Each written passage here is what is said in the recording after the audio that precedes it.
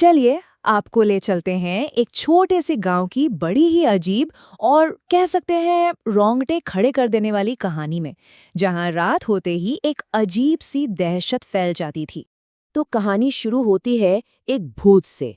पर ये कोई ऐसा वैसा भूत नहीं था। ये रात के अंधेरे में गर्मा गर्म मजेदार समोसे लेकर घूमता था, जिनकी खुशबू पूरे गांव को अपने काबू में कर लेती थी। लेकिन यही तो सबसे बड़ा सवाल है, भला इतनी अच्छी खुशबू, इतनी लजीज चीज किसी की मौत की वजह कैसे बन सकती है? तो आइए कहानी के पहले हिस्से में चलते हैं, मौत की समोसा महक।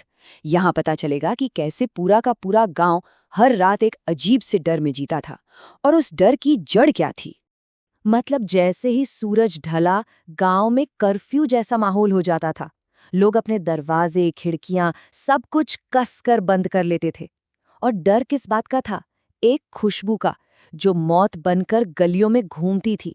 सोचिए, ये उनकी रोज की जिंदगी बन चुकी थी। और इस भूत का तरीका बड़ा ही सोचा समझा था। देखिए, पहले तो वो ताजे समोसों की ऐसी खुशबू फैलाता था कि कोई भी खुद को रोक ना पाए, और बस जो भी इस लालच में बाहर निकला उसे वो खींचकर अपनी भूतिया दुकान पर ले जाता। और उसके बाद वो इंसान फिर कभी नहीं मिलता था, हमेशा के लिए गायब। अब आते हैं कहानी के दूसरे हिस्से पे, एक शक्की की घातक रात। देखिए, हर कहानी में कोई ना कोई तो होता है ना, जो चेतावनियों को हवा में उड़ा देता है। इस कहानी में वो था राजन। राजन कई सालों बाद शहर से गांव लौटा था, और उसे गांव की ये भूत प्रेत वाली बातें ना एकदम अंधविश्वास लगती थीं। तो जब उसके दोस्तों ने उसे इस समोसे वाले भूत के बारे में बताया तो वो हंस पड़ा, कहने लगा ये सब फालतू बातें हैं। और उसी रात, ये सोचते हुए कि ये सब तो बस बकवास है, राजन ने एक बहुत बड़ी, कह सकते हैं जानलेवा गलती कर दी। उसने अपने कमरे की खिड़की खुली छोड़ दी। और फिर क्या था, समोसों की वो खुशबू धीरे धीरे उसके कमरे में आ गई।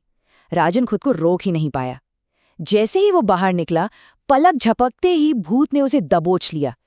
तब उसे समझ आया कि उसने कितनी बड़ी गलती कर दी है, पर अब बहुत देर हो चुकी थी। लेकिन ठीक जब लग रहा था कि राजन का खेल अब खत्म, कहानी ने एक ऐसा मोड़ लिया जिसकी किसी ने कल्पना भी नहीं की थी। हम पहुंच गए हैं तीसरे हिस्से में, भूत का दुखद कबूलनामा। ये वो पल था जब डर की जगह एक बहुत ही दर्दनाक सच ने ले ली। जैसे ही भूत अपने लंबे लंबे नाखून राजन के गले की तरफ बढ़ा रहा था, वो अचानक रुक गया। उसकी नज़र राजन के गले में पड़े एक छोटे से पुराने ताबीज पर पड़ी। ये वही ताबीज था जो राजन को बचपन में उसके पिता ने दिया था, और इसे देखते ही मानो भूत जम सा गया। और फिर उस भूत ने अपनी कहानी सुनाई। वो कोई राक्षस नहीं था, वो तो एक बेचारा समोसे वाला था, जिसके हाथ के समोसे पूरे गांव में मशहूर थे। लेकिन उसकी कामयाबी से सरपंच का बेटा जलने लगा था, और एक रात उसने उसकी दुकान में आग लगा दी। पर सबसे ज्यादा दुख की बात क्या थी पता है? पूरा गांव बाहर खड़ा तमाशा देख रहा था। किसी ने भी उसकी मदद नहीं की। तो यहाँ पर कहानी का असली मतलब समझना बहुत जरूरी है। वो भूत असल में कोई शैतान नहीं था, वो एक विक्टिम था। एक ऐसा इंसान जिसे ना सिर्फ बेरहमी से मार दिया गया, बल्कि जिसे उसके अपने ही लोगों ने मरने के लिए छोड़ दिया। उसका गुस्सा, उसका बदला पूरे गांव के खिलाफ था, क्योंकि उसकी नजरों में हर कोई कसूरवार था। अब जब ये सच्चाई सामने आई, तो कहानी का रुख ही बदल गया। अब ये डर की कहानी नहीं रही, ये बन गई न्याय की लड़ाई। और यही हमें लाता है कहानी के चौथे हिस्से पर, न्याय के लिए एक गठबंधन। राजन ने उस भूत को समझाया कि देखो, पूरे गांव को सजा देना सही नहीं है। असली गुनहगार तो सिर्फ एक है, सरपंच का बेटा। और बस यहीं से बदले का वो अंधा जुनून न्याय पाने की एक सोची समझी कोशिश में बदल गया। दोनों ने मिलकर एक नया लक्ष्य बनाया, और उनकी योजना बड़ी ही चालाकी भरी थी।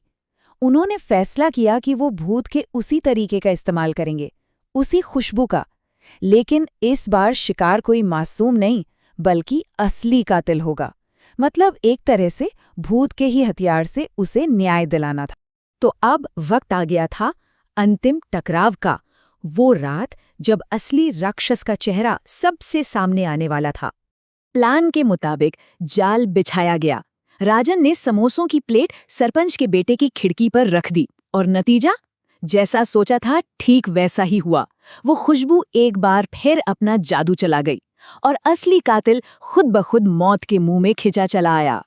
और फिर उस रात के सन्नाटे में भूत ठीक अपने कातिल के सामने आ खड़ा हुआ।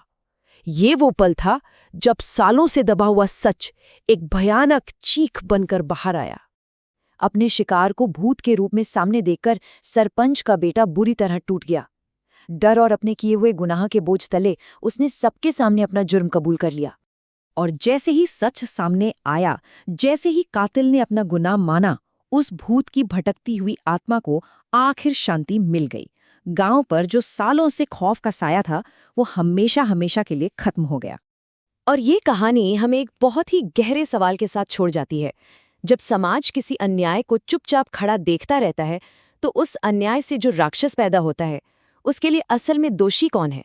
वो जो बदला ले रहा है, या वो सब जिन्होंने अन्याय होते हुए भी अपनी आंखें बंद रखी? इस पर सोचने की जरूरत है।